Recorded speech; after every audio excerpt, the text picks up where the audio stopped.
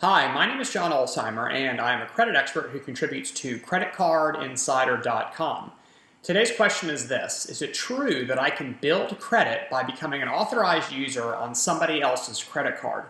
The short answer is yes, and let me explain how this works. An authorized user is a non-liable party to a credit card account. So in other words, if you have a credit card in your name, you can actually add other people to your card as a user of the account. You are authorizing them to have a card in their name, however, the account is actually yours. They have full charging rights, meaning they can go out and spend as much money as they can on the card, the entire credit limit in fact, and you are liable for the debt. They are a non-liable party to the credit card.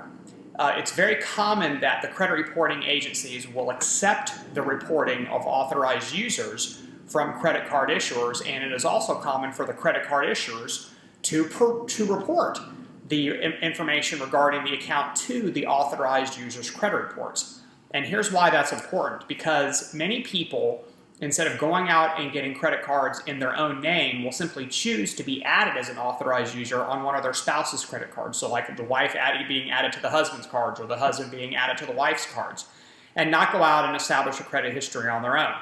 The good news is that even though they're just an authorized user, the credit report is still going to have a record of the management of the account. And if the account is managed properly, then it's going to be positive in your credit score, meaning that if the account is old, if the account has been paid on time, if the account has a low balance relative to the limit, these are all positive attributes of a credit card account. And even though you're just an authorized user, it's still something that would show up on your credit report and still benefit your credit building or your credit rebuilding efforts.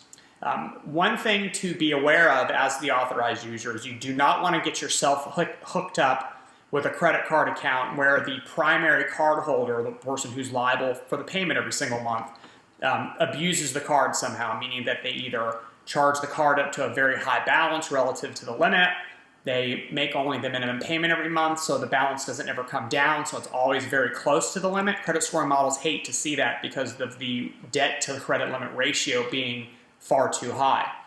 And finally, is you don't want to hook yourself up with someone who doesn't know how to make their payments on time. And what you don't want to do accidentally as the authorized user is to be connected to a credit card account that's being paid late, because those late payments are going to end up on your credit reports, and they have the same exact impact as if you were making late payments on your own personal credit card account or other types of accounts.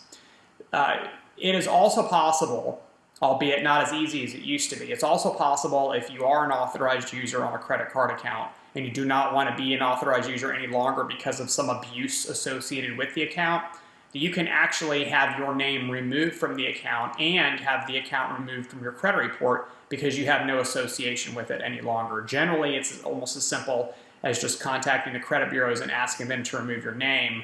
But again, this is something you're going to want to do a little bit of due diligence up front to make sure that your relationship with the primary cardholder is such that you have an understanding of how they're going to manage it so that you don't have to go through that down the road. If you have any other questions pertaining to credit or financial topics, then please submit them to creditcardinsider.com or in the comments section below. Thank you for watching and have a great day.